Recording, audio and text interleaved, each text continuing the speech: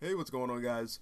So, Marvel is in a weird spot right now because I feel like the brand, at least as far as the comics are concerned, everything is being completely overshadowed by the Ultimate Universe, which sort of makes sense. I can't remember from who, but I remember seeing a Twitter post that said that the new Ultimate Universe is basically just an excuse to do the things with major A-list characters that literally everyone wants to see happen, that for whatever reason editorial won't allow to be done in the 616 universe, like Peter Parker being married with kids, or Black Panther having any sort of sense of goddamn direction.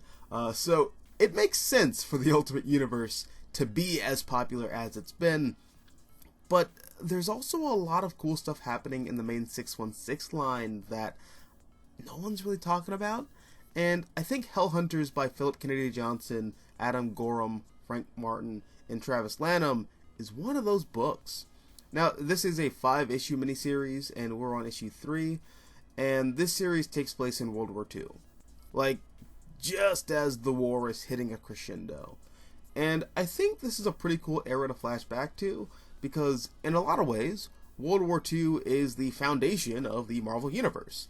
I mean, I know I said that about the Fantastic Four in my last video, but the Fantastic Four, Spider-Man, the X-Men, and the Avengers, and all those characters from stories from the 1960s, I feel like those are all foundational in Marvel's, I would say, deconstructionist approach to the American superhero institution, whereas World War II is foundational to the lore and overall mythology of the Marvel Universe. Everything starts here in this time period with Captain America, Bucky, the Invaders, Nick Fury and the Howling Commandos, even though they're technically retcon characters because I don't think they were around during the Golden Age. But this is where the Marvel Universe begins. And the premise behind this comic is very simple. It's the Howling Commandos featuring a bunch of other Marvel characters who were active during World War II versus demonic Nazis. That's it. And so far, it's just been cool as shit. So the comic opens with a bunch of Nazis in retreat as they're getting their asses handed to them by Russian forces, and they come across this demonic horse corpse that's chained up to a tree, and this demon looks at them and is like, look, you guys are in rough shape, so let me cut you a deal. Because this is the Marvel Universe, where demonic and paranormal forces have mastered the art of the deal. And the commanding officer is like, nope, no, we may be desperate, but we're not make a deal with demons in the woods kind of desperate. But that's when one of his subordinates, Captain Bruckner, shoots him in the back of the head and then goes on and makes the deal anyways, which turns him and the other Nazi soldiers alongside him into these demonic ghouls with ice powers called the Unhallowed. Now, the Unhallowed are like these Dark Souls, Elden Ring-ass mini-bosses. You can't take them out with conventional weapons, and they're powerful enough to shoot planes out of the sky with these massive ice blasts. In fact, that's how the book introduces Ghost Rider 44, a paratrooper named Sal Romero who gets killed by the Unhallowed after they've spread throughout Europe into France. And Zarathos, the Spirit of Vengeance, makes a deal with Sal to be the Ghost Rider so that he can kill the Unhallowed, because Zarathos just does not like the Unhallowed and doesn't like the idea of the Unhallowed walking around the human plane. And Romero is the eyes-in character here. We're seeing the war through his eyes as he meets up with Agent Carter and Nick Fury and the other Howling Commandos. I will say there's a character here named Soldier Supreme. He's got the Eye of Agamotto, and he's the resident mystic of the team. And he's the exposition character for the esoteric and occult mumbo-jumbo. On paper, I hate this concept. I hate this character. There being a Doctor Strange analog character fighting in World War II, I think is stupid. And not in the comics are silly and kind of fun, like not that kind of way. I just think it's dumb. It's so dumb, it's brilliant. No! It's just dumb! That said, I can't put the blame on Philip Kennedy Johnson or Adam Gorham for this one. Sebastian Zardos is a Jason Aaron creation from his run on the Avengers, I think. But Philip Kennedy Johnson is a master of taking really crappy ideas and making them work. In fact, that is his entire run on Superman in a nutshell. And honestly, if this were a lesser book, I would have more of a problem with it, but the character is played straight, just like everything else here, so it's one of those things that, despite not being a fan of, I can sort of just roll with it because the book is as good as it is. Now, along for the ride, we also got Bucky and Wolverine. This is pre-Weapon X Wolverine, so he doesn't have the adamantium claws.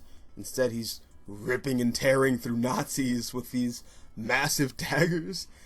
He's also not using his bone claws, which I think is interesting. It's probably a thing where he just doesn't want to look like a freak, but, I mean, this is a platoon with a hippie soldier armed with a meat gun and a Ghost Rider. I don't think Nick Fury or anyone else is going to have an issue with bone claws, but whatever. Steve Rogers makes a cameo in issue 3, but apparently he's too important to be out here taking place in this Hellboy plot. But Bucky convinces Nick Fury to let him tag along, and I love his introduction, because Bucky post-Brubaker is a little Nazi killing machine, but he's also like just a 15-year-old kid. And Ghost Rider 44 sees him crying at base camp because Dum Dum Dugan took the ears that Bucky's been collecting from Nazis that he's killed, like they're fucking Pokemon cards or some shit. And Bucky, hands down, stole the show in issue 3, which also solidified Adam Gorham as one of my favorite working artists. It's a scene where Bucky jumps on the back of Ghost Rider's Harley, and he's gleefully shooting at a massive coagulation of Nazi corpses while singing an army cadence call. Like, everything in this book goes relentlessly hard, and I can't imagine not enjoying this as a fan of Marvel Comics. And even if you aren't a fan of Marvel Comics and you just like war comics or you like pulp comics, I can definitely see this being up your alley as well. And like I said, this whole series so far, it's really given me hard Mike Mignola Hellboy vibes. So if you like Hellboy, this could be your cup of tea. And once again, Adam Gorham's pencils and inks are spectacular. I can't tell if Frank Martin is a traditional colorist or a digital colorist, but I can for damn sure tell that Gorham is a traditional cartoonist. And